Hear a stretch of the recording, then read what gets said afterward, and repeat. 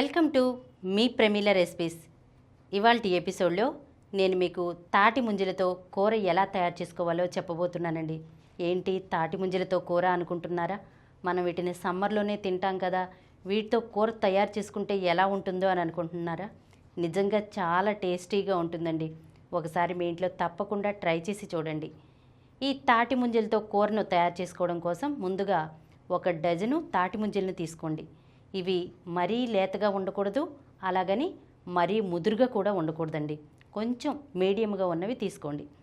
దానిపై ఉన్నటువంటి తొక్కనంతా తీసేయండి. తీసేసి ఒక్కో ముంజను 4 ముక్కలుగా కట్ చేసుకోండి. కట్ చేసుకుని వీటిని ప్రక్కన పెట్టేసుకోండి. ఇప్పుడు ఒక బాండీ పెట్టుకుని అందులో 3 టేబుల్ స్పూన్ల ఆయిల్ వేసుకోండి. ఆయిల్ వేడెక్కిన తర్వాత ఇందులో 1 టేబుల్ స్పూన్ ఆవాలు, 1 టేబుల్ స్పూన్ జీలకర్ర, కొద్దిగా కరివేపాకు వేసుకుని వేయించుకోండి. ఇవి కొంచెం వేగిన తర్వాత 2 పెద్ద సైజు ఉల్లిపాయలను తీసుకుని వాటిని చిన్న చిన్న ముక్కలుగా కట్ చేసుకుని వేసుకోండి. అలాగే 3-4 పచ్చిమిర్చిని కూడా కట్ చేసుకుని వేసుకోండి.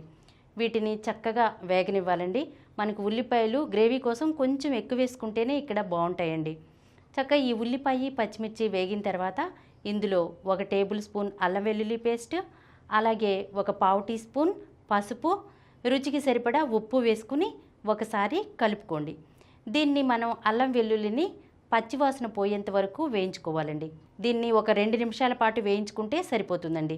2 నిమిషాల తర్వాత ఇందులో ఏం చేయాలంటే మనం ముందుగా కట్ చేసి పెట్టుకున్నటువంటి తాటి ముంజలు ఉన్నాయి కదా, ఆ ముంజలను వేసుకుని ఒకసారి కలుపుకుని దీని మీద మూత పెట్టేసుకుని మంటను మీడియం ఫ్లేమ్లో పెట్టుకుని ఒక 5-6 నిమిషాల పాటు దీన్ని మగ్గనివ్వాలన్నమాట. తర్వాత ఒక 5-6 నిమిషాల తర్వాత మనం మూత తీసి చూస్తే కనుక ఇప్పుడు తాటి ముంజలు చక్కగా ఉడికి ఉంటాయన్నమాట. మధ్య మధ్యలో మీరు మూత తీసి కలుపుకుంటూ ఉండాలండి. ఇప్పుడు ఏం చేయాలంటే ఇందులో 1.5 టేబుల్ స్పూన్ కారం వేసుకోవాలన్నమాట. వేసుకుని ఒకసారి చక్కగా కలిపేసుకోవాలి.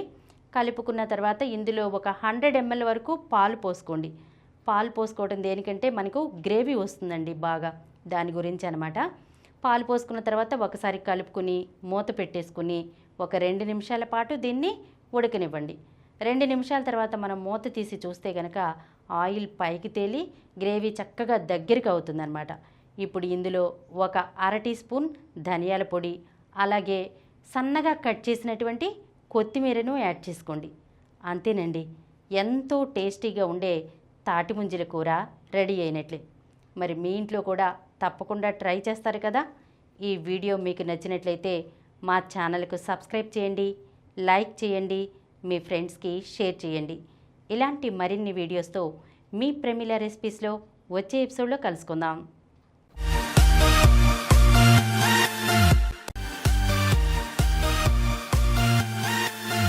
ఈ కార్యక్రమం మీకు ఎంతో నచ్చింది కదా.